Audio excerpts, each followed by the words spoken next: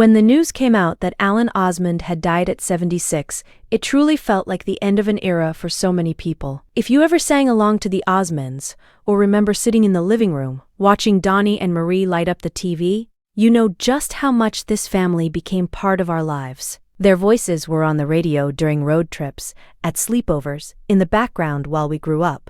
Really, the Osmonds weren't just a band. They became a piece of people's childhoods. But today, I don't want to just talk about Alan as the entertainer, the guy who could work a stage like nobody else.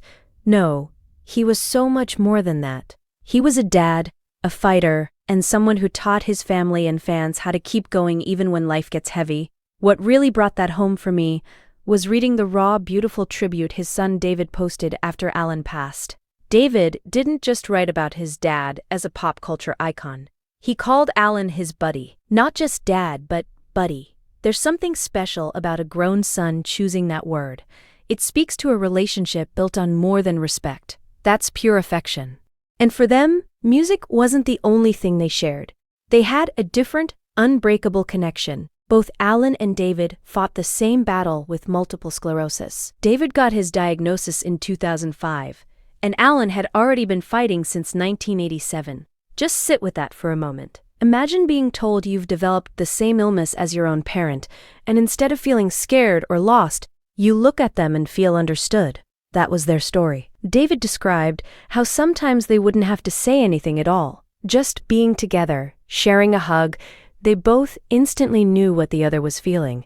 There's something so honest and rare about that. When David said it was rare and beautifully unique, I felt that right in my chest. Because how many of us get to share that kind of wordless understanding with someone we love? Alan's life changed all the way back when he realized, during a performance, that he couldn't lift his right hand. Imagine that. Your life is built around performing. Your hands and voice are your tools, and suddenly your body won't cooperate. For anyone, that'd be terrifying. For Alan, it didn't become the end of his story. He kept going and made up his mind that MS wouldn't define him or his family. He kept saying, "I may have MS, but MS does not have me." He lived those words. He built his life around hope, not fear. Imagine your kids growing up watching you take hit after hit, but still fighting, still showing up. That's the kind of lesson that sticks. David wrote about this, how Alan fought MS, not just for himself but to show his family how to fight too. He taught David, and he really hammered this in, typing it in all caps, to never ever give up. I mean, if that's not the definition of a father's legacy, I don't know what is. But Alan's impact wasn't just about being tough. He was known for his kindness, for how he treated people, and for being there when you needed him. When David looks back now, all those ordinary everyday moments seem magical. Isn't that just the way it goes? Some days you think nothing special is happening, but years later, it's those little memories that end up meaning everything. That lands pretty hard, because it's just so true. We don't always realize the weight of those small moments until they're all we have left. Alan's siblings spoke out too. Marie, the only sister among all those brothers, remembered how Alan looked out for her, in that classic protective older brother way. You could totally hear her rolling her eyes with affection as she wrote.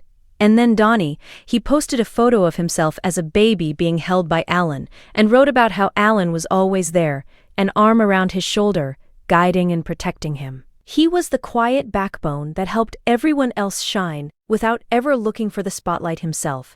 Alan's final moments came on April 20th, surrounded by Suzanne, his wife, and their kids. The family didn't share how he died, but what they did share, in tribute after tribute, was the measure of the man he had been. A father, yes, but also a steady presence, and for so many people a gentle guiding force that you only truly notice when he's not there anymore.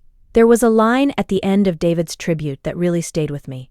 "My heart is broken, but it's also full of immense gratitude." It's such a powerful feeling, deep grief for the loss, but also a fullness, a thankfulness for having had someone like Alan in his life. He wrote about knowing his dad is now finally free. No more pain or limitations. Alan spent decades refusing to be reduced by his illness, and now, in David's words, he's finally unburdened. So, maybe take a lesson from the Osmonds today. If you know someone who quietly makes your world better, who steps up, carries the load, lets you shine. Maybe go find them and give them a long, silent hug. Sometimes you don't need to say anything. Sometimes just being there is enough. Rest well, Alan Osmond. You left a mark on your family in the world, and that's something not everyone can say. That's a legacy that lasts.